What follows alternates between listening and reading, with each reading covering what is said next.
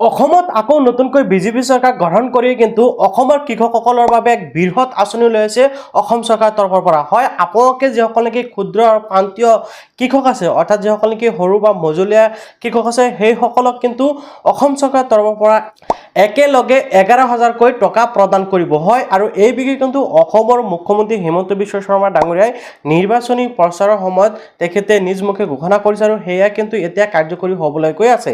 এতিয়া আপুনি যদি এজন কৃষক হয়, তেনে ক্ষেত্ৰত আপুনি এই আঁচনিৰ বাবে কেনেকৈ আবেদন কৰিব পাৰিব বা এই আঁচনিৰ আবেদন কৰিবলৈ আপোনাক কি কি নথিপত্ৰৰ প্ৰয়োজন হ'ব, কেনেকৈ অনলাইন কৰিব, সবিশেষ জনাম এই ভিডিঅ'ৰ জৰিয়তে। গতিকে আপোনালোকে ভিডিঅ'টো সম্পূৰ্ণকৈ চালে ধুনীয়াকৈ বুজি পাব। তো ফাৰ্ষ্ট অফ অল আপুনি কমেণ্টত জনাই দিয়ক যে আপুনি এজন কৃষক হয় নে নহয় বা আপোনালোকৰ পৰিয়ালৰ পৰা খেতি বাতি কৰে নাই, সেয়া কিন্তু আপোনালোকে প্ৰথমতে কমেণ্টত জনাই দিব। তেতিয়া আপোনালোকে কি কৰিব পাৰিব যে চৰকাৰী যিসমূহ আঁচনি আছে কৃষকসকলে সেইসমূহ বিষয়ে জানিব পাৰিব আৰু আপোনালোকে সকলোৱে মাৰ্চ বিচ চেনেলটো ছাবস্ক্ৰাইব কৰি ৰাখিব এনেকুৱা ইম্পৰ্টেণ্ট আপডেটসমূহ পাই থাকিবলৈ। যেনে এতিয়া কথা হ'ল যে এই আঁচনিটো আপোনালোকে কেনেকৈ লাভ কৰিব বা আপোনালোকৰ কি কি নথিপত্ৰৰ প্ৰয়োজনীয়তা হ'ব সেই বিষয়ে আপোনালোকক জনাই দিম। তো প্ৰথমতে এটা কথা মন কৰিব যে অহা 12 মে তাৰিখে অসমত কিন্তু আকৌ যি চৰকাৰ, এই চৰকাৰখন গঠন কৰা হ'ব। ঠিক আছে, আপোনালোকে জানে নিৰ্বাচন হৈ গ'ল, নিৰ্বাচন হোৱাৰ পিছত যি পাৰ্টীয়ে সংখ্যাগৰিষ্ঠতা লাভ কৰে সেই পাৰ্টীয়ে কি কৰে, চৰকাৰ গঠন কৰে।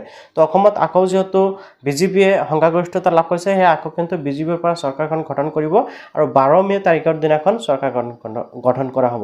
এতিয়া চৰকাৰখন গঠন কৰাৰ পিছত কিন্তু কৃষকসকলক এই যি 11,000কৈ টকা দিব, এই 11,000 টকাৰ বাবে আবেদন পত্ৰ প্ৰদান কৰা হ'ব। সেয়া হয়তো অফলাইন যোগেও হ'ব পাৰে অথবা অনলাইন যোগেও হ'ব পাৰে। যিকোনো প্ৰকাৰতে কৃষকসকলক আবেদন কৰিবলৈ সুবিধা দিয়া হ'ব। এতিয়া এই যে আবেদন কৰিবলৈ সুবিধা দিব, অনলাইন যোগে বা অফলাইন যোগে আপোনালোকে যিকোনো প্ৰকাৰে আবেদন কৰিব লাগিব। এইটো কিন্তু PM কিষাণ সন্মান যোজনা নহয়, এতিয়াতো সম্পূৰ্ণ বেলেগ যোজনা হয় বা সম্পূৰ্ণ নতুন অসম চৰকাৰৰ পৰা লৈ অহা এটা আঁচনি হয়। তো আপোনালোকে ইয়াৰ বাবে কি কৰিব পাৰিব, আবেদন কৰিব পাৰিব, হয়তোবা অনলাইন নতুবা অফলাইন, যিকোনো দুটা এটা প্ৰচেছতো হৈ যাব। অনলাইন হোৱাৰ সম্ভাৱনাই বেছি আছে। তো যেনেকৈ এতিয়া যেনেকৈ আপোনালোকে অনলাইন কৰিব বা এপ্লাই কৰিব, এপ্লাই কৰাৰ সময়ত কিন্তু আপোনালোকৰ কিছুমান নথিপত্ৰৰ প্ৰয়োজন হ'ব। তো কি কি নথি লাগিব প্ৰথমতে মই আপোনালোকক জনাই দি আছোঁ। আপুনি যে অসমৰ বাসিন্দা হয় বা আপুনি যে অসমৰ কৃষক হয়, তাৰ বাবে কিন্তু আপোনালোকৰ আধাৰ কাৰ্ডখন থাকিব লাগিব।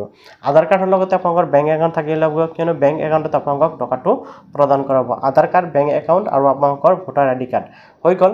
ইয়াৰ লগতে কিন্তু আপুনি যে এজন কৃষক হয় বা আপুনি যে খেতি কৰে, তাৰে যি আপোনাৰ খেতিৰ মাটিৰ প্ৰমাণ, সেয়া আপোনালোকৰ প্ৰয়োজনীয়তা খাজনা ৰচিদখন হওক বা আপোনাৰ মাটিৰ জমাবন্দীখনে হওক আপোনালোকৰ কিন্তু প্ৰয়োজন হ'ব।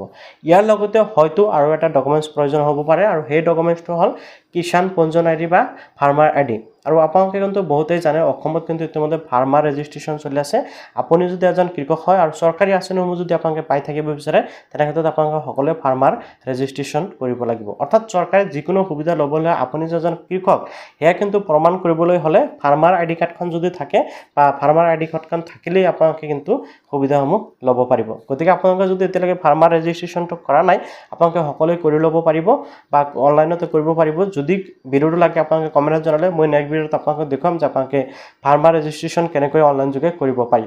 তো এতিয়া কথা হ'ল মূল বিষয় যিটো, সেইটো হ'ল যে আপোনালোকে যিসকলে কৃষক আছে সেইসকলে সাজু হৈ থাকক আৰু আপোনালোকে সকলো চেনেলটো এতিয়াই ছাবস্ক্ৰাইব কৰি ৰাখক, কিয়নো মই যেতিয়াই ভিডিঅ' দিম তেতিয়া যাতে সকলোৱে লগে লগে জানিব পাৰে।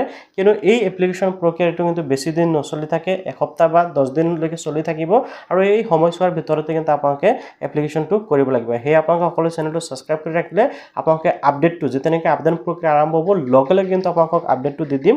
আৰু যদি ফৰ্ম আহে, ধৰি লওক অফলাইন যোগে এপ্লিকেশ্যন কৰিব লাগে, যদি ফৰ্ম আহে তেনে ক্ষেত্ৰত মই আপোনালোকক ফৰ্মটো প্ৰভাইড কৰি দিম মোৰ চেনেলৰ জৰিয়তে। আৰু মোৰ ফৰ্মটো কি কৰিম, মই আপোনালোকৰ বাবে মোৰ টেলিগ্ৰাম চেনেলত ফৰ্মটো দি দিম। আপোনালোকে গোটেইকে সকলোৱে টেলিগ্ৰাম চেনেলটো ছাবস্ক্ৰাইব কৰি ৰাখিব। মই ভিডিঅ'ৰ ডিছক্ৰিপশ্যনত মই টেলিগ্ৰাম চেনেলটো দি ৰাখিছোঁ। তাৰ পৰা আপোনালোকে টেলিগ্ৰাম চেনেল অথবা আপোনালোকে হোৱাটছআপ চেনেল যিকোনো এটা কি কৰিব, ফ'ল' কৰি ৰাখিব বা ছাবস্ক্ৰাইব কৰি ৰাখিব। অ'কে, তো মই ভিডিঅ'টো আৰু দীঘলীয়া কৰিব খোজা নাই। মুঠতে আপুনি যদি এজন কৃষক হয় তেনেক্ষেত্ৰত আপোনালোকৰ বাবে এইটো এটা সুখবৰ আছিল।